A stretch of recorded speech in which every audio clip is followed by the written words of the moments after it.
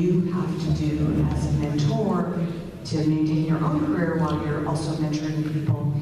But we don't feel strongly about sticking to those topics, and we would love for people to be able to ask any of us. We sit in some different places, so we'll introduce ourselves first so you have a sense of where we're coming from in our background and experience, and then we'll let you all ask whatever questions you want. And if you fail to ask questions, we'll try to answer some of these other questions that we thought might be interesting. I'm going to start by introducing you. Sure, let's start by introducing myself. I'm Seema Sona. I have a dual doctorate in statistics and economics, but I very purposefully spent my entire career in clinical departments, embedded clinical departments. So I actually, as I was finishing up my PhD, went to the University of Michigan.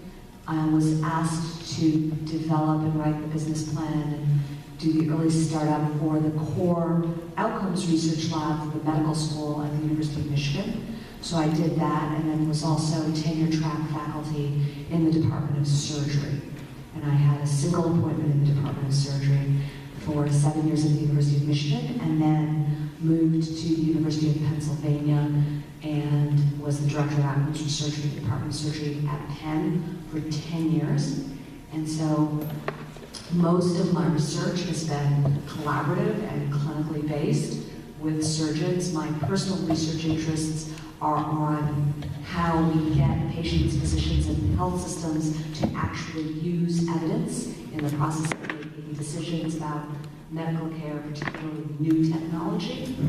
And then after a few years in surgery departments, it became very apparent to me that there were issues facing women in academic surgery, and I started sideline research looking at and writing about issues facing women in academic surgery, and have published 12 or 15 papers in that area as well. I came to Christiana Care 2.5 years ago as the Director of Health Services Research in the Value Institute, and interestingly, Christiana Care hired me primarily with the goal of having someone to mentor clinical faculty to develop their research careers.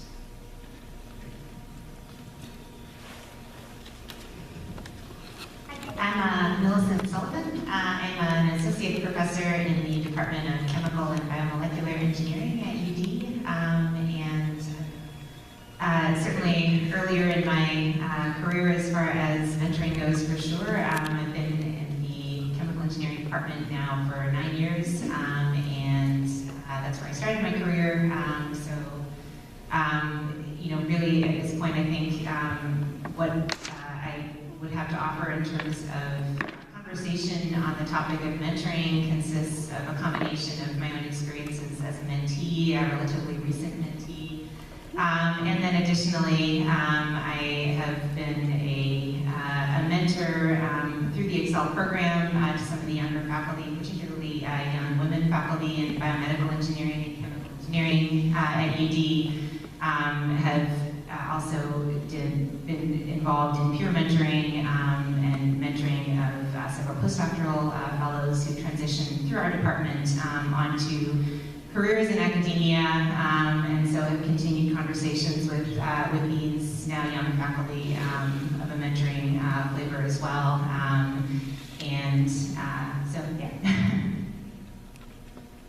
I'm Julie Barthold. I'm a pediatric urologist. I trained at Northwestern and then did a research fellowship at Cornell with Julian and Robert McGinley, who runs the CTSA there, and then went into practice having research and actually having 50% research time throughout, but my research never took off until I came here, not planning to do research. And so the COBRE program moved me forward to the point where I got my own external funding. I was studying cryptorchidism or undescended testis, and was recently asked by Vicki Fananich to be a part of the CTR here at Moores. either fellows or residents. But the CTR program has offered me the opportunity to mentor another faculty member who's also a surgeon, so we understand each other and know the difficulties of trying to be a physician scientist. And that's all. Yeah, I'm Martin Woods from the University of South Carolina. So I work within our CTSA department program and direct our KL2 component of that. So we have funded 80%, 3 scholars at 80%.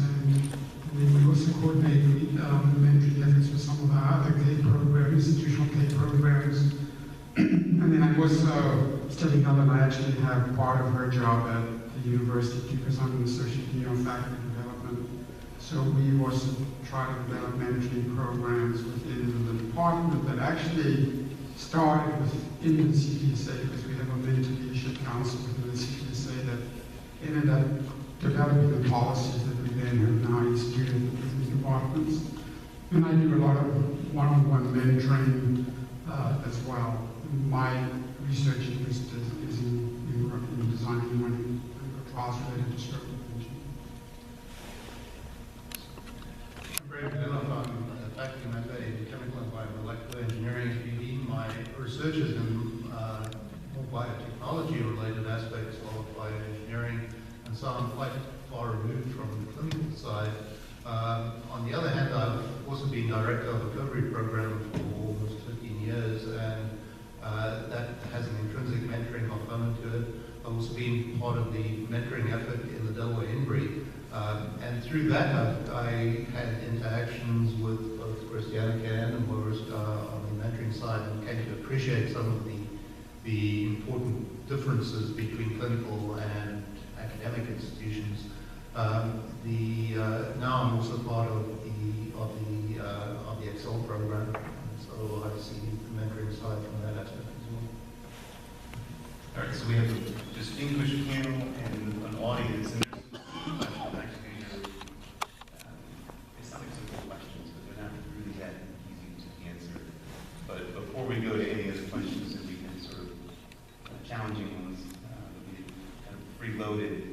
I'm going to open it up. There's junior people and senior people here to ask the panel questions. Just please identify yourself. I'm Claudia Djokovic from the Christian Care and part of the Value Institute there, and also a Monty. I was wondering, it seems to me that what is really challenging is to match mentor and mentee, and I think this was already discussed a little in the prior session. But do you see that there are some criteria that can be established to better match a mentor and mentee, or do you think that it's totally intuitive for a mentorship program?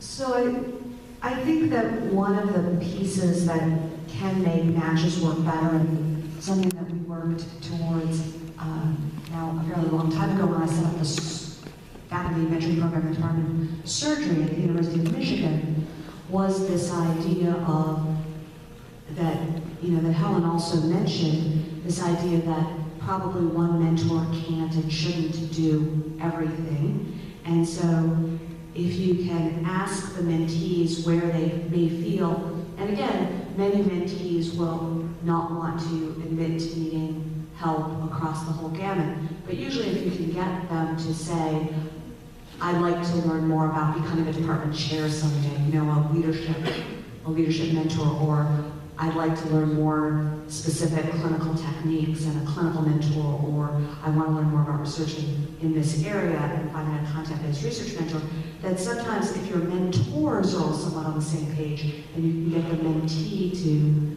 identify someone that they're likely to value in one role, then that person can help direct them when it turns out that they may need help in other roles.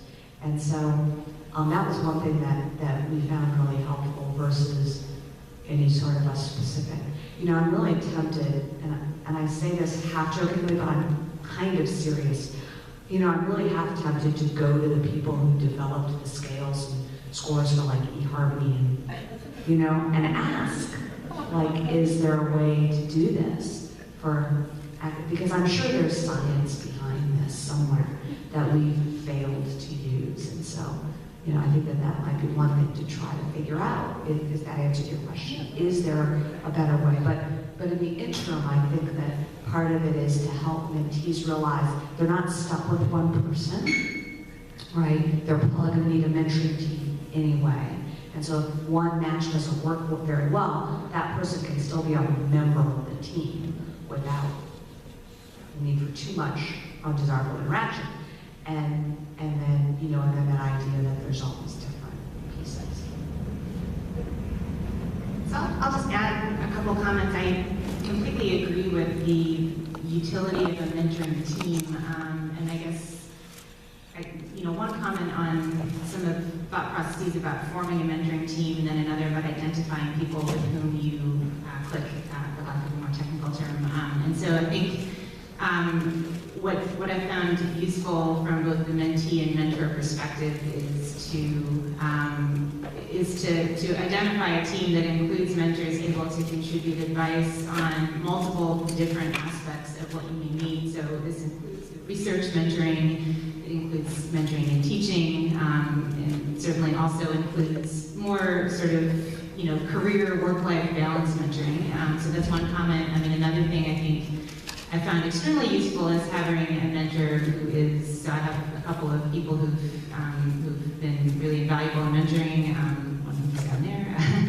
And, another thing I found quite useful is to have an external mentor, meaning someone outside of my department. And that's something that I think allows one to ask the questions and have the conversations about topics related to any difficulties within one's department that you wouldn't be comfortable raising with those colleagues. So those are a couple of things. The last comment, as far as the idea of a personality match and the difficulties in finding someone with whom you click, and I think there's a couple of things that I know within my department I've found to be really useful. Routes into finding people like that, and one, they're both relatively informal. One is that we have established a faculty lounge. There's lots of informal gathering around lunchtime with faculty, and I think this is a great way to have faculty in your department mix and to learn who you, in fact, really can have conversations with, both in terms of research and also in terms of all the other aspects. There was also senior faculty who established a periodic, maybe 2 or 3 times this semester, lunch, informal lunch, where he pulled together faculty, both senior and junior, in biomedically related engineering. And we just got together with no agenda, but I think the nice thing about that, again, was that it helped me to identify peer mentors in my own department and in related research areas, and also helped me, again, to figure out the senior mentors with whom I found myself comfortable asking questions. Yeah, I agree with the importance of those informal interactions. And I also thought that what you brought up earlier today about a sponsor, I think is very important, especially when you're in an environment where culturally you may be breaking ground. You may hear the wars. I think that's true, where we've got people who are wanting to engage or get seriously involved in a clinician scientist career where it's not the routine, perhaps so much as it is at more academic institutions that have medical schools. And I think that it helps to have someone who can connect to help make changes and facilitate that forward. I'm going to just to respond to that a little bit in terms of the CTR. So it is interesting that just sort of over conversations with the mentoring committee, and I think Mark actually kind of led the charge in making this seen as very important. While your content mentor for a pilot grant or something may be at one of the other institutions, and we encourage that, to have the best scientific mentor you can have, we do essentially require that each of the MRDA and pilot recipients also have a mentor at their institution to serve in this sponsorship and advocacy role. So my response to your question is, it sounds like that's driven by someone who's already at the institution who now decided that they want to start doing some research and match them. But I know that that's a lot of what you guys are doing, and I think it's a real challenge, in all honesty, for people that are full-time clinicians to suddenly become, comparative researchers at that stage of their careers, having not really done it very seriously before, is a real challenge. It's hard enough to compete today as a full-time clinician investigator, let alone someone who's spending a lot of time in clinic and then decides that they want to, well, I'm interested in coming to do research. I think that that's a real challenge. I think what we should be doing is recruiting people with very specific goals in mind. So if you want to develop specific research in your department, then you should go and hire someone. And then during the interview process, in our mentoring programs, we made it clear that the folks at Vanderbilt require that when you hire someone, you're actually identifying the mentor before they come, during the interview process. If you think about it, if a mentor comes to an institution without a mentee comes to an institution without a mentor to do research, they're already behind the game, because why are they coming to that institution? Why are they actually in that department? They should only be coming there because the department is ready, wants to set up that kind of research, and B, has the support to do it. So I think the way to do it is actually to do it at the recruitment phase. When you're in the business of people who have already been there for 5 or 10 years and now deciding they want to do research, it's not impossible, but that's a tough road to go down and I've had this discussion with Rob too, knowing that a lot of what you're doing here is that, but that it's a particular challenge when you have people that have been basically clinicians that are now trying to become clinical researchers. That's a tough road. And so I'm going to put one of our junior faculty on the spot. Jen Goldstein recently joined us at Christiana Care and is MRDA recipient. Go ahead and give her the mic. How did we do in terms of getting you set up as you were coming in? Well, I came in, I'm Jen. One of the things that attracted me to Christiana was that I had an identified mentor that I came and was working directly under. And then shortly after I was hired, a new vice chair came on who also had a wealth of research experience, who also became a very good mentor. And then of course Seema, I had interviewed with during my process, and having those pre-identified mentors was instrumental in choosing the institution. If I didn't have that structure, I'm not sure that I would have felt comfortable. In my associate dean role, we do exit interviews, and some of the folks that are leading, that are researchers, are people that came to the institution where they were naive about what they needed, and the chair was not a researcher and really had no idea what that person needed. And so when you have that combination, it almost always leads to failure in terms of. So you really, what you did is exactly what you would expect. You want a mentee who's looking for a job, who knows why they're looking at that institution, and an institution that wants that mentee because they've got the strength to support it. I think a lot of what we need to be doing now are matching areas of expertise where we have strengths, and not so much thinking about how to make everyone match every mentee to every mentor. That's much harder. Just add a couple of comments. One is that I think it's much easier to define necessary conditions than sufficient conditions for a good match.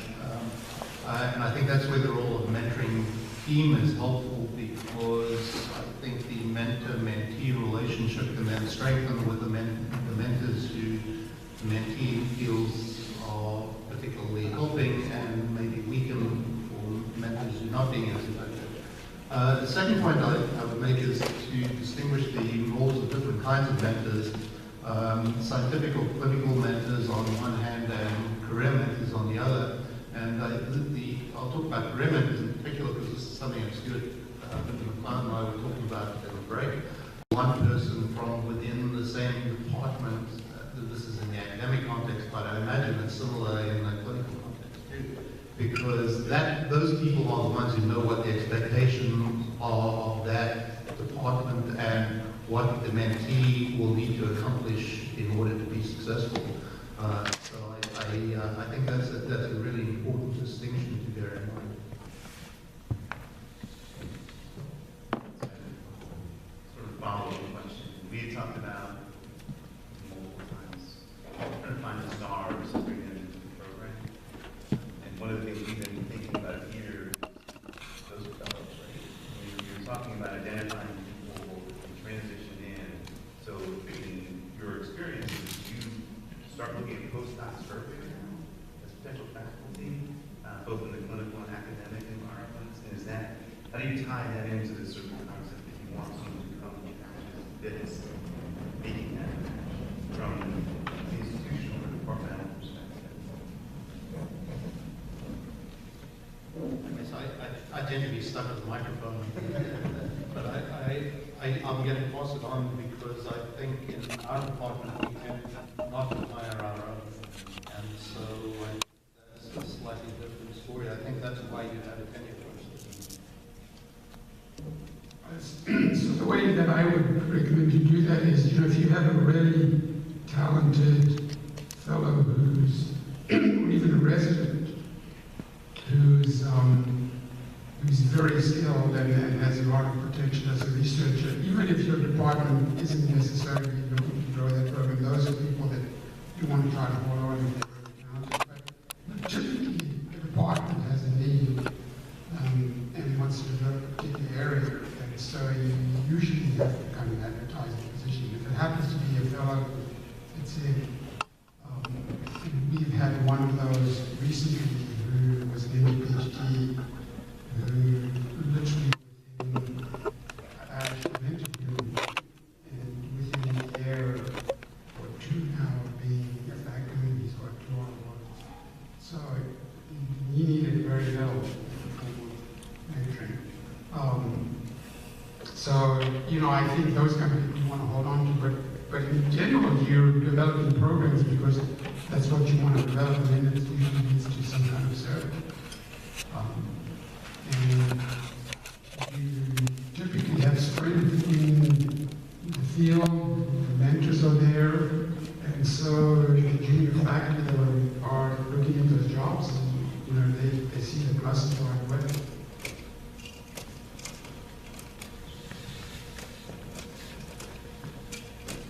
I just wanted to kind of follow what Mark said and make a comment about it. I think it's almost impossible in this era to hire somebody straight out of a fellowship who's had no research experience and then turn around and say, oh, now we want to do research. I think that's a lethal combination for somebody's career. I've seen that in our institution when we take brand new, minted physicians who've had a fellowship training, but there's no research in it, and then they expect them to do research. I just don't think that that's viable in this competitive world today. Now, there's always going to be an exception to that rule, that I just said. I come on strong about it, because I think more often than not, junior faculty have this idea that they can just do research without having proper training. And so if you're going to hire somebody who has no research experience, I think you have to treat them like a fellow first, all over again, and have very, very strong mentoring and make a real commitment to their career. At the same time, they have to make a commitment that they're going to really want to have a research career as a corner of their clinical experience. Yeah, I agree 100%. I don't think it's very realistic at all. In fact, it's probably why it took me so long to get an R1. I mean, the age of your first R1, I guess, is going progressively up, and mine was 50-something. So, and it's only because of support and local support, both by mentors and people in my division and department. But it's also, having the background, having established collaborators, and being willing to put in time. And when I first started doing this, someone told me that, you know, the only way to do this is with 75% effort. And I said, ha, you know, no way. And because, and this was coming from someone who is a non-surgical clinician, and I'm a surgeon. And I thought I could never, you know, take that much time and still, but you really need it. You either, and if it's less than 75%, you're going to be working very, very long hours, weekends and nights, and I don't think people are realistic about what's required.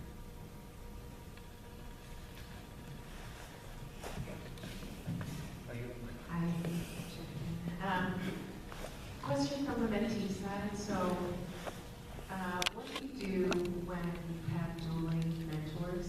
So, say you're a research mentor and your career mentor have different opinions on what your next step should be. How do mentors deal with that, and how should we deal with that as mentees? So, the one thing I would say about that is that the role of a mentor is not to decide what you should do with your life. It's to help them help you do what you've decided you want to do with your life. And, and so I think that if one of your mentors thinks you should do one thing and the other thinks the other, you might take those both under advisement and think about why they're saying it and where they see you going and where you see yourself going. But I think ultimately you have to make that decision as to which track you want to take.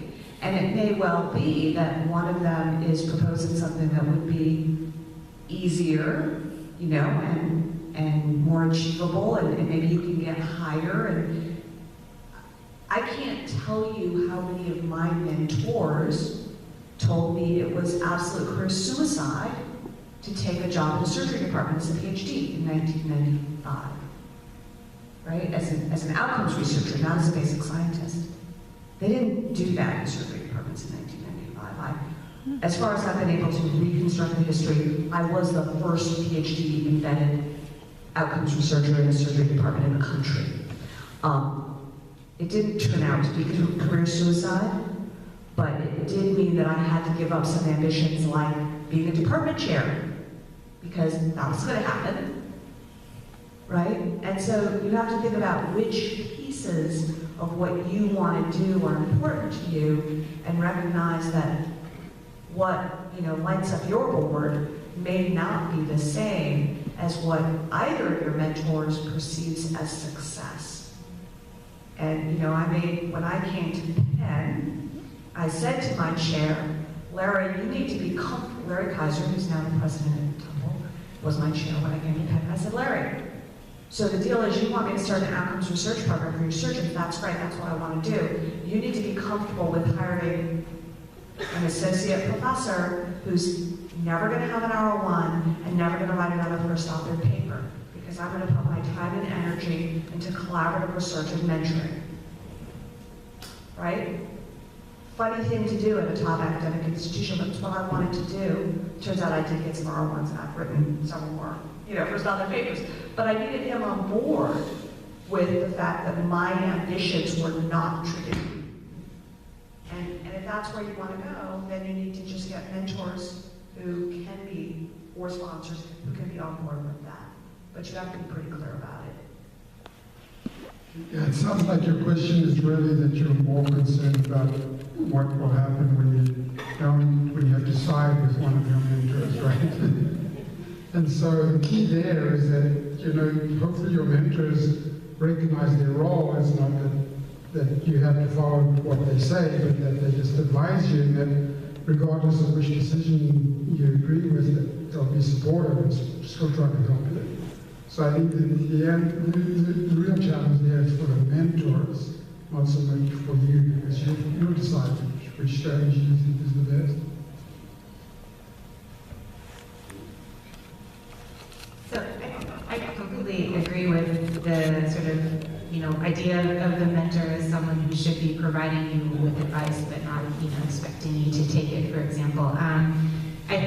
I guess just a comment on a way to think about you do get different advice from two different mentors is that I think the way to use that, I mean, I think in some cases, you may well not necessarily be getting conflicting advice. What you're getting is two people who are telling you the best of what they think you should do based on their own experiences, and perhaps it was the right path for them in each case, but it was a different path in each case.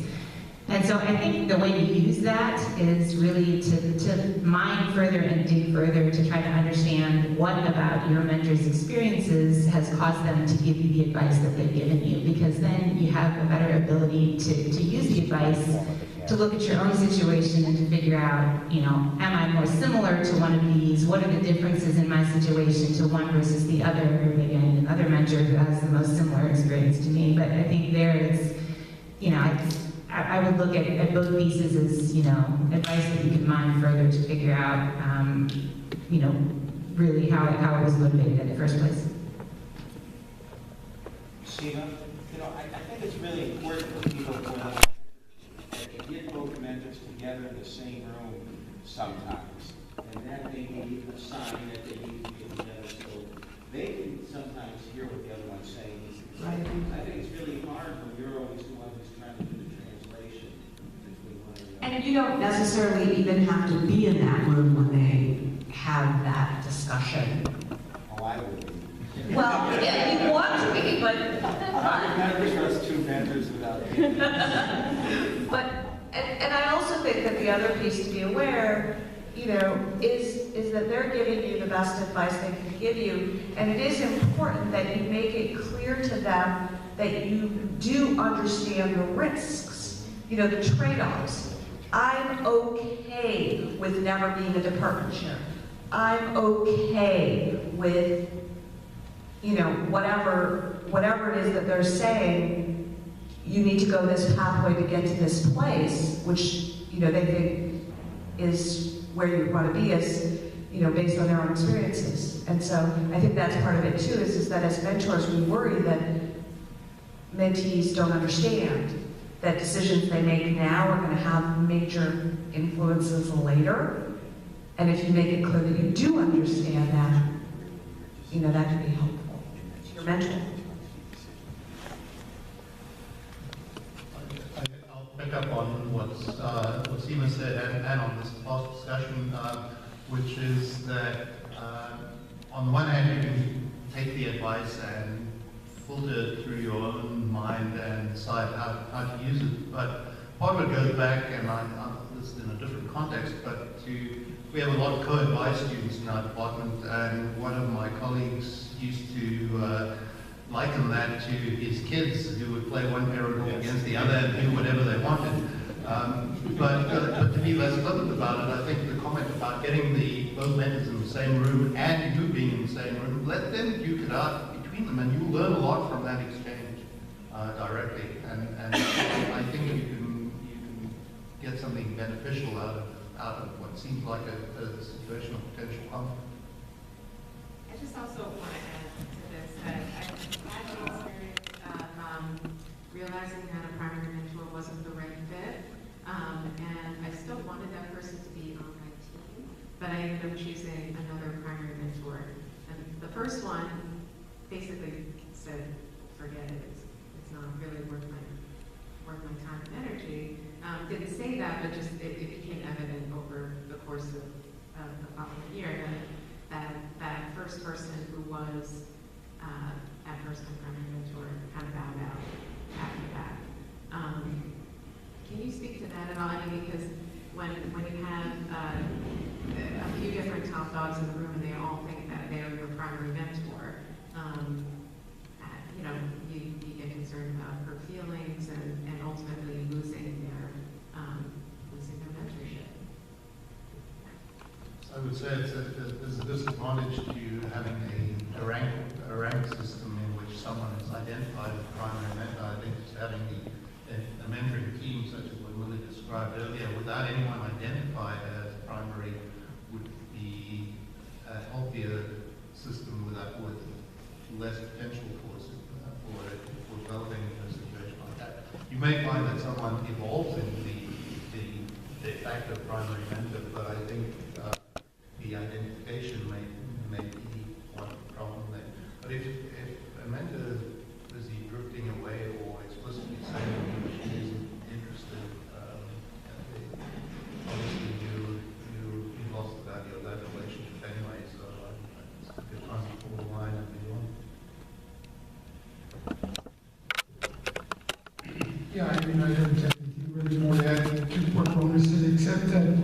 I do think in general, there's someone does evolve as being the kind of person you go to the most. And that person, department or not, tends to have the most influence. And I think that's fine. The other mentors on the team typically recognize that, realize their roles more restricted, and it works out. But yeah, there are going to be times when, there's no guarantee that it's all going to be a nice ending to every relationship. But as long as you go in, that's where the compact is useful, because if you go in recognizing that you'll be evaluated in a year's time and that there's this kind of no-fault conclusion potentially, I think that helps a lot.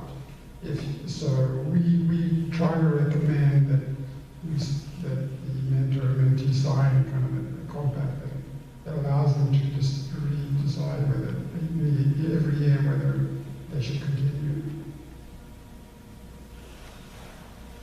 And I think as part of mentoring mentors, right, that this is a piece that perhaps needs to be dealt with more strongly, which is you're not there for you have your own mentors for advancing your career. And yes, there is often advantages to having good mentees because they do advance your career, right? I always like having mentees who are like better and smarter than I am. But at the same time, as a mentor, you should be considering what's best for your mentee.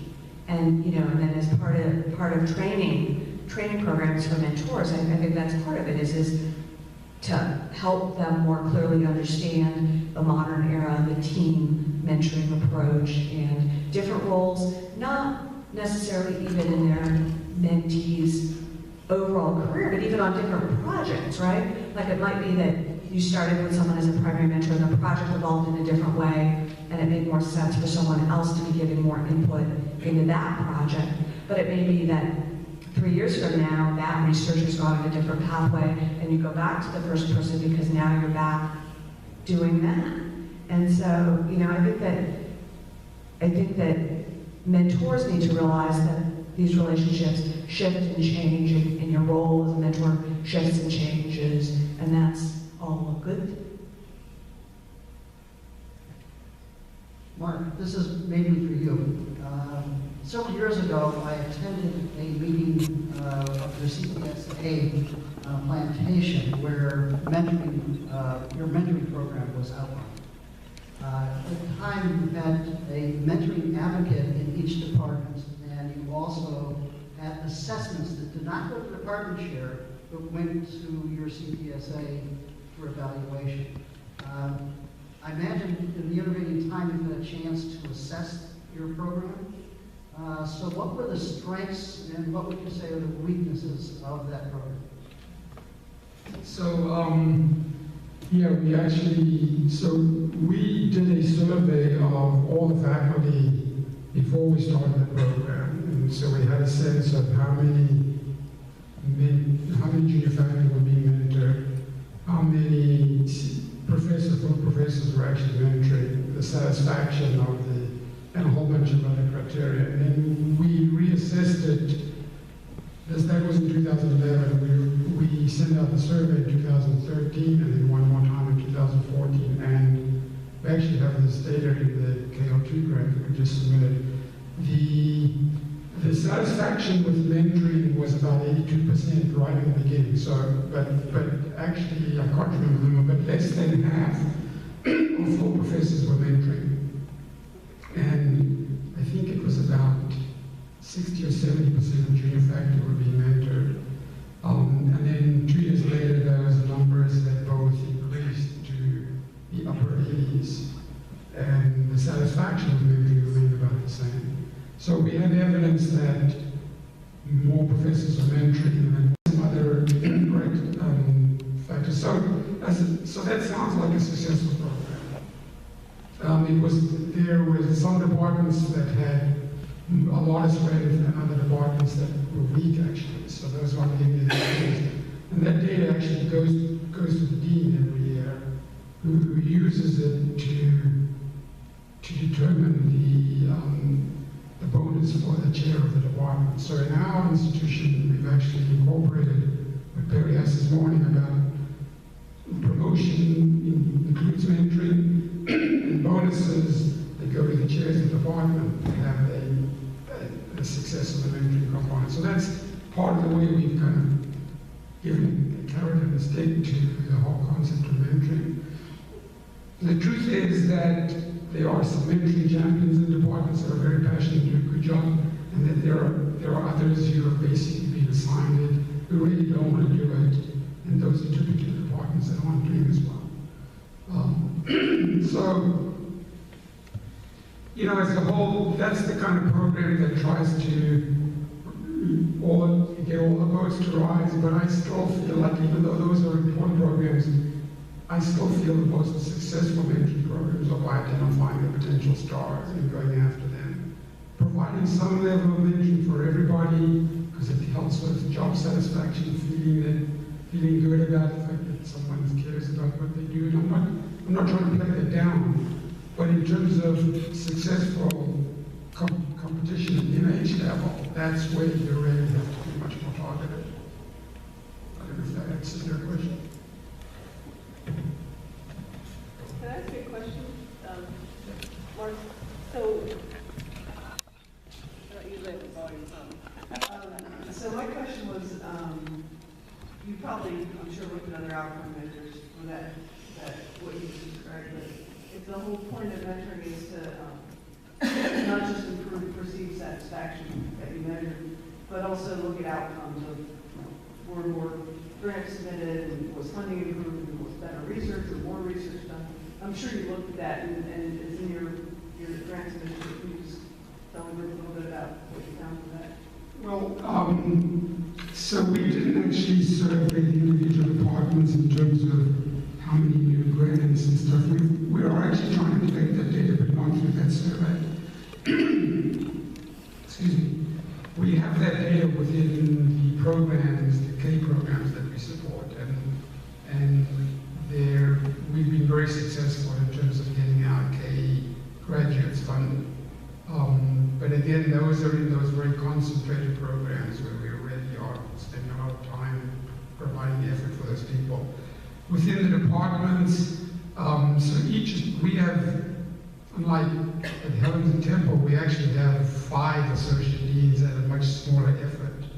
And I actually think that was a good idea of our previous dean to do that. And so each of us is assigned to about 4 departments that we oversee. And I've got to say the ones that I'm overseeing, which are some of the big, medicine, for example, we had a new chair who's done a fantastic job. And he's developed his own mentoring program within medicine. And so they are doing a lot more grant submission. There are some other departments which I won't name that are very important ones that aren't doing nearly as successfully as that. And it really, in my view, it's a reflection of the chair. If the chair wants to make it happen, that makes all the difference in the world. These 2 departments are both very important. One has a chair who hasn't really focused on it, and the other one who actually funded his own vice chair of faculty development and supported that person at 50% effort to develop it. They are really making some major change. So, you know, independent of what we're doing in the CTSA and what we're doing at the dean's level, they are taking the bull by the horns, which I think really what needs to make it happen. Again, very focused, you know, programs that each unit develops is going to be more effective than this overarching. I mean, our idea was really to kind of try to change the culture of mentoring in MSc, but it's hard at that level to make sure that it's happening in the weeds. The only way you make sure it happens in the weeds is that each department needs to take responsibility. I'd like to hear from the people who are mentees about more, like Jen said before, more of the problems that they've had dealing with us. You know, maybe that can help us figure out how we can respond better to their needs, since this is really all about that to some degree. Teresa? Yeah, so I did have a question related to that. And then I want to hear their questions and your far as the specific type of support and training for both mentees and mentors around supporting women and increasing the number of women in clinical and research settings. So, interestingly, they've done some of this research just in general STEM, and I'm actually adamant of there being 2 M's in STEM, the second M being for medicine, because I think that both women and underrepresented minorities are still at a disadvantage in most medical fields.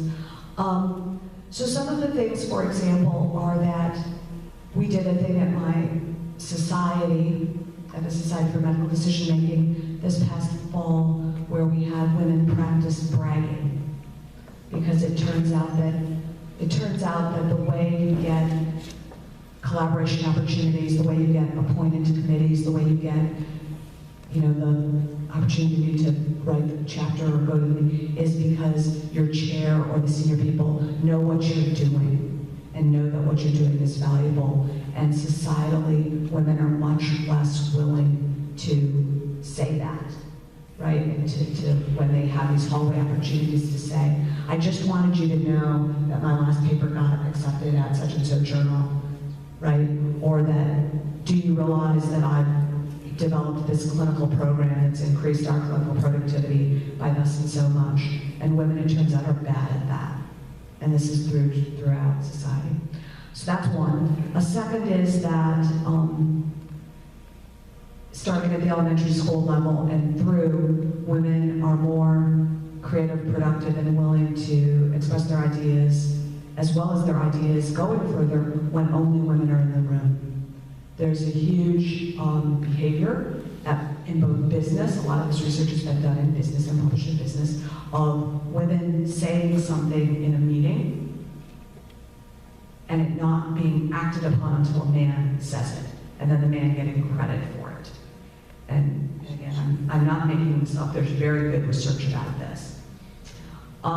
So that's the second thing, is providing venues for women to work on research, work on ideas, where only they are in the room. And then the third piece is identifying those, again, sort of going along with the bragging. One of the things that we did at Penn was we developed a women's publications course. We were in a room of women, there's this program for women's leadership at Penn, and we were in a room and we went around the room and we asked everyone what they were going to be doing. It was a career planning workshop, and we asked everyone what they're going to be doing in 5 years, and a very large percentage of the junior faculty women in the room said, I see myself blah, blah, blah, but not at Penn, right? And not at Penn, and not at Penn. And we said, why not at Penn? And they all said, I can't publish enough to get tenure at Penn. I was like, no, we can fix this. I mean, that's just silly, right? It's not that hard. And so we taught a course for women to come and learn skills about journal identification, maintaining a pipeline of publications, the appropriate sort of how many slices do you slice projects into. So it turns out that given the same amount of data, and again, this is research that's been done, a man will write approximately 2.5 papers to every one that a woman will write. So women are more feel that they need to do one more experiment, that it needs to be one more better, that right before they'll publish it, and men are sort of like, it's good enough, set it up, right? And again, there are data about this. And so we, again, in a women-only environment, we did that again because of these issues about women not necessarily getting the same informal opportunities for collaboratorship. We used these groups to break women into small groups, and they collaborated with each other and increased their productivity that way. Through this class, the average paper production of these women, when they entered the class, they were self-identified as having a publishing problem. But the average paper production was 1.5 a year, which won't get you tenure again. And when we followed up between 1 and 5 years of follow-up after we taught it for 5 years, the average paper productivity of all those women who taken the class was 4.5 papers. So, so these things can make a difference. So I don't know all the answers. There's lots of things. There's hiring more women into senior positions, maybe having to go outside jurisdiction and bring these people in, whatever. There's all kinds of pieces of it, but part of it is providing those venues for women to understand that sort of academic medicine and the world of publishing and research and getting things done is not necessarily the one that they've been socially acculturated to.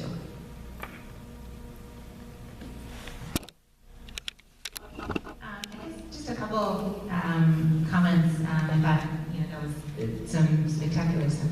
Programs and strategies. So, I think things in terms, and most of these are informal, and a few are more formal as far as programs that I think are useful for, sort of finding mentorship and support as a, woman in science or medicine.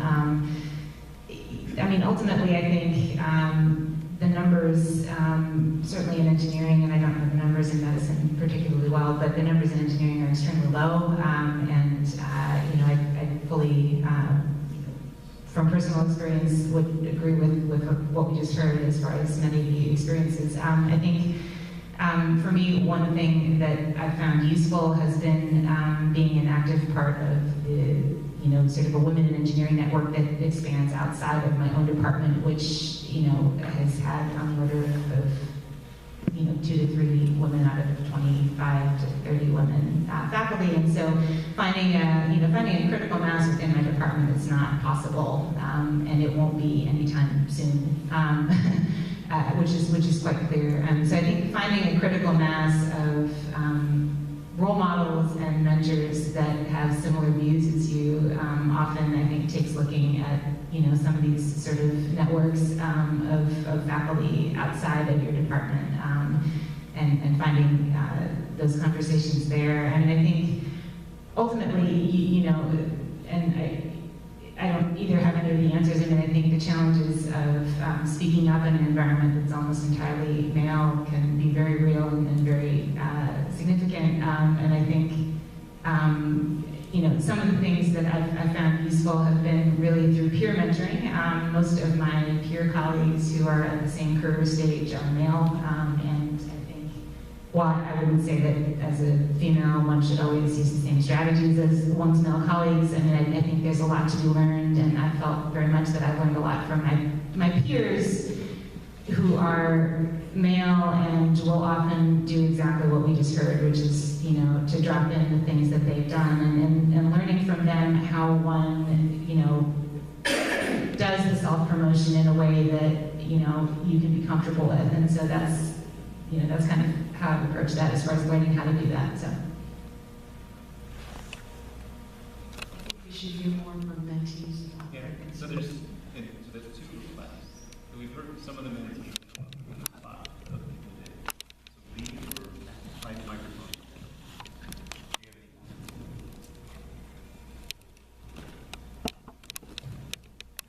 So my name is Lee Fawn. I'm here at the Moores. I just graduated from a general academic pediatric fellowship here at the Moores. I got an MPH and continued on as a junior faculty here. I have an MRBA and currently applying for a K-23. So just so you have some sense of my background. I think I didn't speak up before because I've been incredibly fortunate, I feel like, and I think, I don't know if I was fortunate because of any systematic thing that was going on, or if I was just personally fortunate. I think it's probably a little bit of both. I've had great sponsors, and I think part of the challenge early on was identifying who was a mentor and who was a sponsor. And I think once I did, it made my life incredibly easy, or much easier. So I've had great sponsors here, I've had great mentors here as well, and I've had transitions in mentorship too throughout my time here. I think one of my questions would be, I've had great PhD mentors here who are scientists. I don't think I've had great exposure to a lot of clinician scientists who have been successful. And it may be because it's so difficult to be successful as a clinician scientist, but I think that's one area of mentorship that I have been lacking here is clinician scientists who could guide me in how to be a successful clinician scientist. And then I think one other thing that I haven't quite gotten here as well as I could have is peer mentoring too.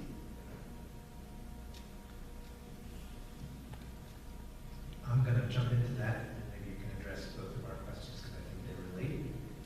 My name is Matt Guglielmo. I'm a MD PhD from Sidney Kimmel. I'm faculty here for almost 4 years, but I came back to Nemours after doing a very non-academic job for a while, despite my background. And I've also been fortunate with sponsors here and mentors. And one of my mentors advised that I start doing some peer mentoring. So I've been slowly doing that with some of my colleagues. I think it's time to a little bit more. And I'd be interested in how we can do that formally here. And my department chair asked me to mentor some junior clinicians, which I still consider myself to be, because I've been able to be successful in some areas of research and heading in that direction.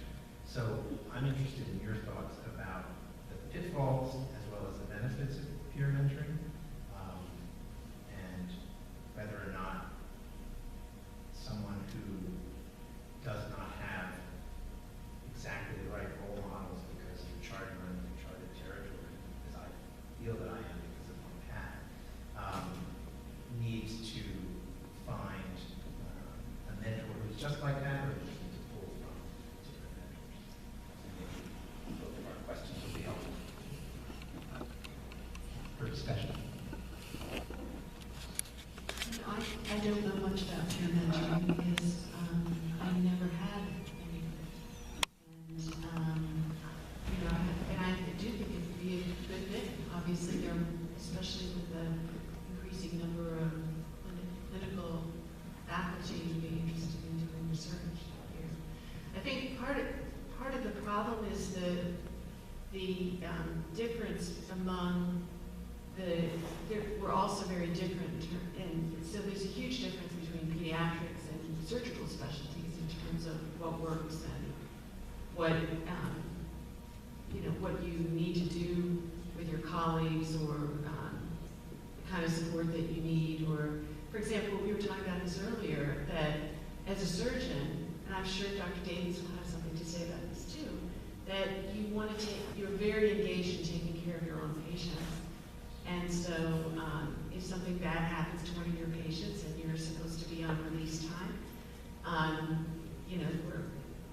no one's supposed to call you. You have this feeling that, which I think is a good one, that you want to take care of your own patients and make sure that if they're having complications or problems that you deal with it yourself. And I think this is one of the heterogeneous aspects of peers, is that is the very, very different types of clinical lives that we might have.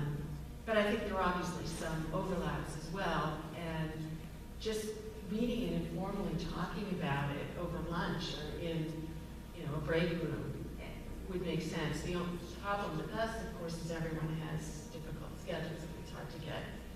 I think it's harder to get clinicians together for anything than it is for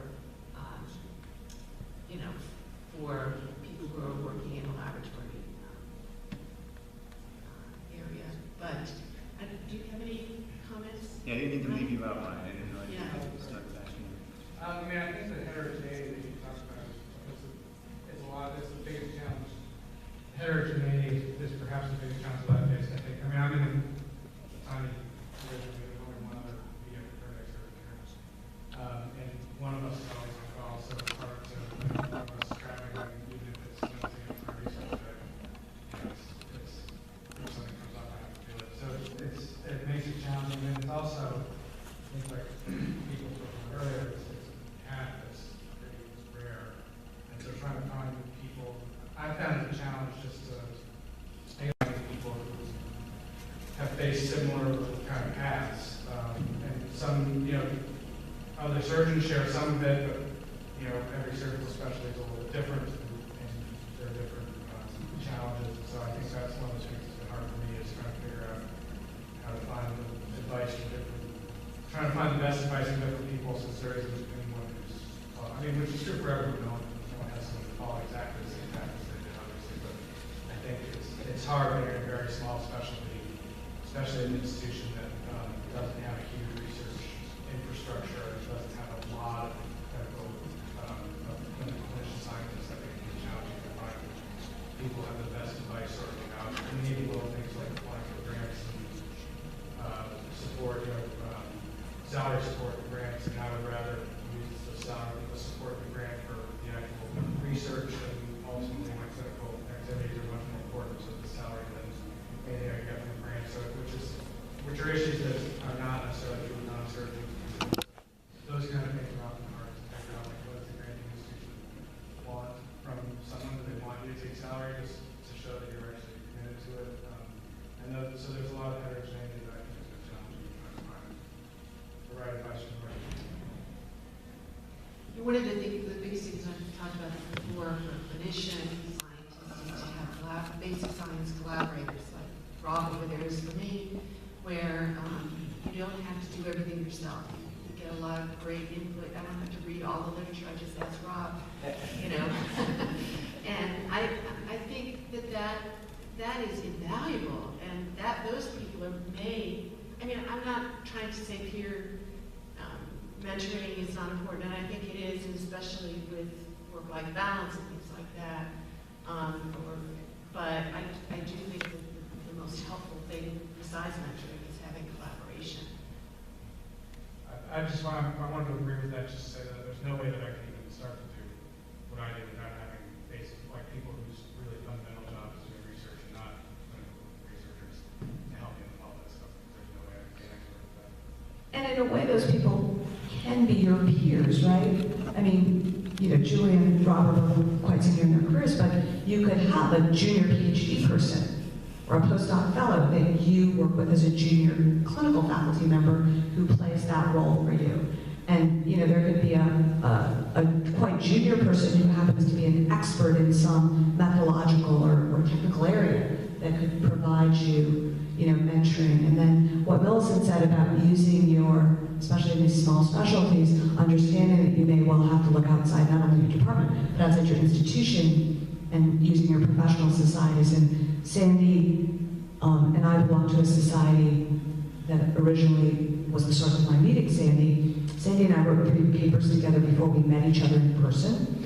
And so being able to use those kinds of things. We have a strong mentoring program at that society because of this idea that people who do medical decision making don't exist in every single medical school. And you might be the only one at your medical school. And so being able to use a society as a source of mentoring and also as a collaboration. We just finished, we published one and are just finishing writing the second paper on collaboration, extra university collaboration in surgical publication, and how much that's increasing. And so this idea that, that some of your mentoring might be outside. You probably still need sponsors at your home institution, but maybe a lot of the mentoring can come from elsewhere. So for, the most effective peer mentoring that I think we do at USC is our KOR club, where our case scholars are required to present their research and they grant their specific aims as they're writing grants. And the case scholars are required to come to this. And so you're hearing someone else present their specific aims and challenges. First of all, it helps you with kind of becoming a grant reviewer and the way you think about grants. But secondly, there's nothing about the senior people who have this this monopoly on good scientific ideas. Some of the best scientific ideas, other than Perry's, because he always has great ideas, but some of the best scientific ideas actually come from the other case scholars. I'm always amazed at how some of the other case scholars who are not even in the area that the case presenter is presenting come up with some brilliant ideas about how to change the research to make it more competitive and more compelling. So if you don't have this, I would encourage you to think about having, a monthly presentation where you guys a couple of you present your studies and you get as many of the mentors to come, but particularly the mentees, because I think that, because you also find out then that, oh, you find out what happened when someone else was writing a grant and they contacted the SRO and the SRO told them this. So you actually not only talk about the science, but you talk about the strategies and what the SRO told you and which grant application is better. One is the K23, is the KOA. When you're done with those, is it an R21, is it an R1? You know, those kinds of things come up in those kinds of conversations. So I don't know what Perry thinks about it, but I actually think that that's one of the most valuable experiences that we provide is actually in the form of peer mentoring for the KOR club. I'll make a test. I totally agree with Mark that KR Club is a fairly formal. The KR Club is, when I say formal, they're PowerPoint presentations with specific aims, hypotheses, and so on. They also have something else in the evenings. It's called the BBS Club, where you jump to conclusions. I know what K to R is. What does that stand for? Well, before you jump to the conclusions about the BS, it's Beer Better Science. Okay. And that is exactly the opposite. There are actually no slides allowed. And it's going to the whiteboard and writing your stuff out and getting a tremendous amount of feedback from the audience. And that, again, is focused mainly on helping people with their science and getting grants. And what I found over the years of doing that is you really get a feel very quickly if somebody really understands what they're doing, because when you don't have the props of PowerPoint slides and you only have your thoughts to think about, you know very quickly if somebody's having much direction or not. And then the goal is to try to direct it in such a way that they will, at the end of the day, get an hour grant. And we've done that for many years now, and I think that's been really successful also. And that's a much more heterogeneous group. It's not only case knowledge, for example, but it's basic science, clinicians, all depending on what the topics are being. We advertise so people know what's on this. And I would caution you about, whilst I don't disagree with you about getting external mentors for K awards, my experience has been that if you submit a K23 and your primary mentor is not at your institution, that's usually frowned upon. So you have to be very careful about that. I think it's better for you to have a specialty mentor in a particular area of expertise, but not have your primary. Your primary mentor really ideally should be in the same institutions, because it's not, they don't like that.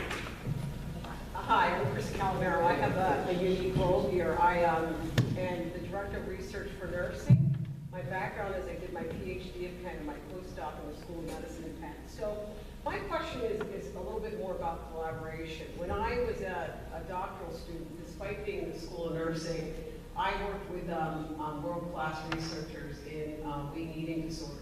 Gary Foster, Tom Lawton, Albert Stunkard, who was amazing as far as really learning quality research. And then when I went and did my postdoc in sleep in sleep and respiratory neurobiology, again out in Penn, heavily funded. It was very, very clear each step of the way what the expectations were going from a T32 and then going into a center as a postdoc. How much I needed to publish, what I needed to do for my funding, how I needed to be collaborative. So I'm very, very curious because I still think part of our issue with even mentoring is when I think of the mentors I have a clinical psychologist, I have, she's now the Dean at University of Illinois, Chicago, Terry Weaver, heavily funded as well, and I have a physician who is a mentor and actually a biostatistician, who's a professor at Penn.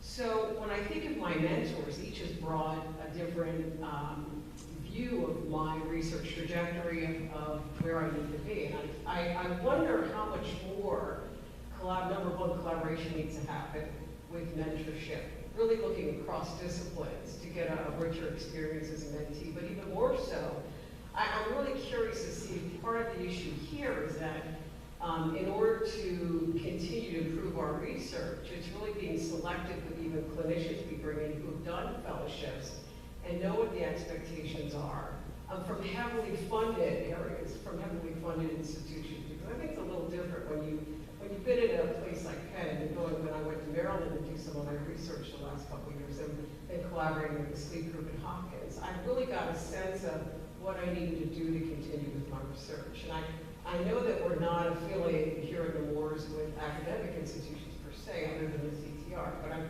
curious to see if that's part of what we need to do, is bring in fellows who really have a clear understanding of how to continue their research.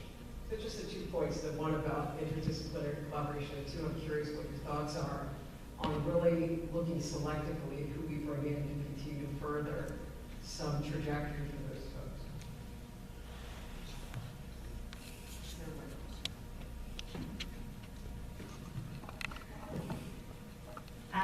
So let's see here.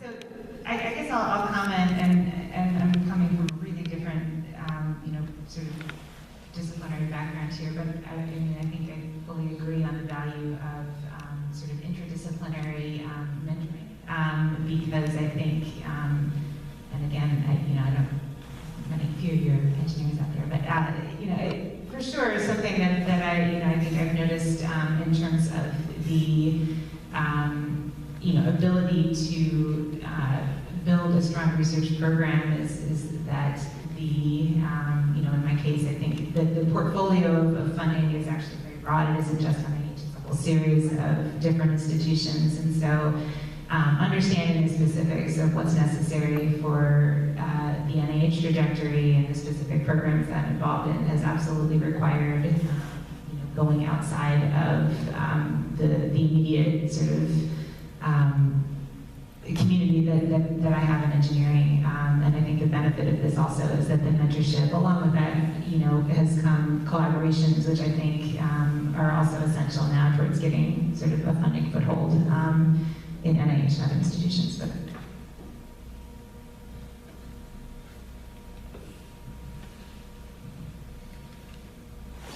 strange that the two engineers are the ones trying to address this, but I'll add to what Lily said by saying that I think sometimes the line becomes blurred between mentors and collaborators on this topic. What I've sometimes found is that people who want to choose a scientific mentor, mentees sometimes want to choose the scientific mentors, are really people who are collaborating with them already, and it's not clear that there's much of a mentorship role. I think where there is a role for mentorship is in encouraging mentees to lower the barriers to seeking out collaborations, because especially when you're starting your career, you really want to sort of pound your fist on the table and say, this is my work, but you can really broaden the scope of your research enormously by bringing in collaborations. And I think finding that balance between your own intellectual contribution to the work and broadening the scope is one way I think mentors can play a role in encouraging mentees to be more open to those kinds of collaborations. Well, I think this speaks, Seema, what you did with that class of publishing in women was, as a postdoc, I don't know if you probably are aware of the fellowship you had as a female, that option to go to a seminar on that. So I think that as part of being a postdoc was to, at least at Penn, it was very much about you need to be strategic in your mentor, selecting a mentor, number one. And number two, as a woman, the onus is on you, regardless of your gender, to forge ahead. At least that's the experience I got. I never felt it was you need to publish or else. Was regardless of your gender, you need to get a grant or else. And I just always felt that was never about my gender. Maybe sleep was a little bit more collaborative, a little more interdisciplinary. Yeah, remember that Alan Pack won the women's mentoring. Right, that's right. And he was he did. And he was a great mentor. It was never about me being a woman. It was about you need to get it done. But it was really about, I think I fondly remember, and I think that's the thing here, is that interdisciplinary, that disciplinary collaboration really spelled out teamwork. And my friends that have gone in were always cited for, you've built a multidisciplinary team, and that's, scored highly with all of them. So I love Sandy had a. Yeah, I just have 3 one-sentence things. Let's go back to the peer mentoring.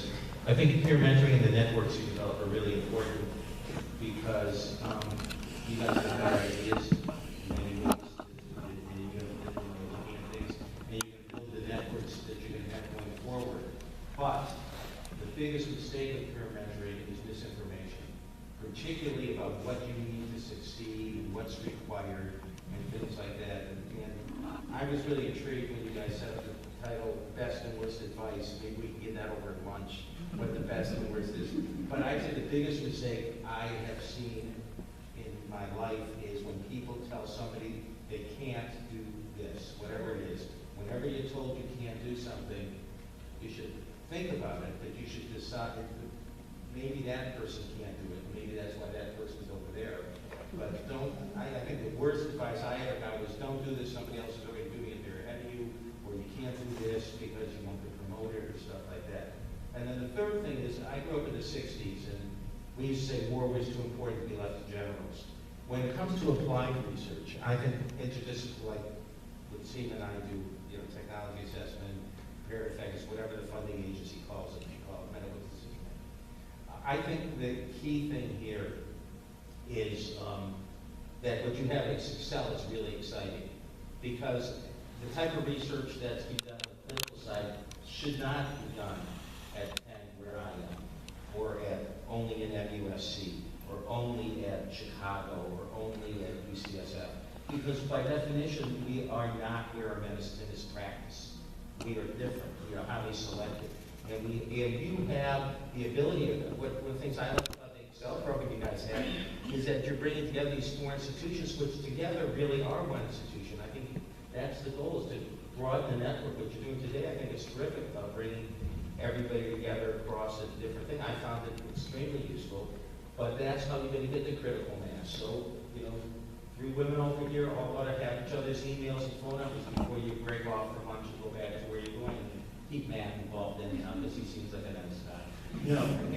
But I think that you can take advantage of the mentor you found outside of engineering. You got it across the institutions here, and coming from Philadelphia, Wilmington's a small place. Everybody's kids goes to the same church, they are in the same plays, they play Little League ball or CYO ball together, and it's not a hard, and you all have this crazy thing called the Christiana way or something, I don't know, the Delaware way, where you have to actually talk to one another, which we don't do. But I really encourage you guys to do more of this, because I think this is how you get the critical mass, but also you have the perspective of really being closer to your community and closer to your patients than those of us at these big academic institutions ever would. I can't think of a better way to wrap it up. Perfect. And we're transitioning, and I couldn't agree more. The Delaware way is actually will lend themselves to bigger programs going forward. Thank you, panelists, all very much. We're transitioning from lunch. And I just want to again say thank you so much.